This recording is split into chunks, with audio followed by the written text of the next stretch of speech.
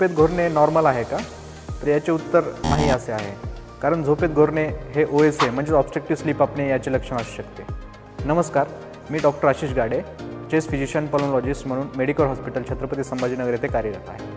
आज आपण OSA म्हणजेच ऑब्स्ट्रक्टिव्ह स्लीप अपनिया याबद्दल थोडक्यात माहिती पाहूया. ऑब्स्ट्रक्टिव्ह स्लीप अपनियामध्ये घसा व जिभेचे स्नायू शिथिल झाल्यामुळे श्वसन नलिका कोंदते व त्यामुळे शरीरातील ऑक्सिजनचे प्रमाण कमी होते. त्यामुळे डायबिटीज, हायपरटेन्शन, स्ट्रोक व हृदयविकार यांचा धोका कैक पटीने वाढतो. ज्या पेशंटचे वजन खूप जास्त प्रमाणात वाढलेले आहे व ज्यांना खूप घोरण्याचा त्रास आहे त्यांना OHS म्हणजेच ओबेसिटी हायपोव्हेंटिलेशन सिंड्रोम हा आजार असू शकतो, ज्यामध्ये शरीरातील ऑक्सिजनची लेवल कमी होणे सोबतच CO2चे प्रमाण वाढणे हा धोका संभावतो. स्लीप अपनियाचे निदान करण्यासाठी पॉलिसोमनोग्राफी ही टेस्ट केली जाते, जी झोपेमध्ये करतो.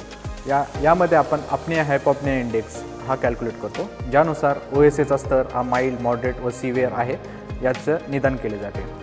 OSAची ट्रीटमेंट AHIच्या स्तरानुसार आपण डिसाईड करतो, ज्यामध्ये लाईफस्टाईल मॉडिफिकेशन व CPAP या दोन गोष्टीचा समावेश होतो. लाईफस्टाईल मॉडिफिकेशन ज्यामध्ये योग्य व संतुलित आहार घेणे, नियमित व्यायाम करणे, एका कुशीवर झोपणे व योग्य व विशिष्ट प्रकारची उशी वापरणे, झोपण्यापूर्वी धूम्रपान टाळणे.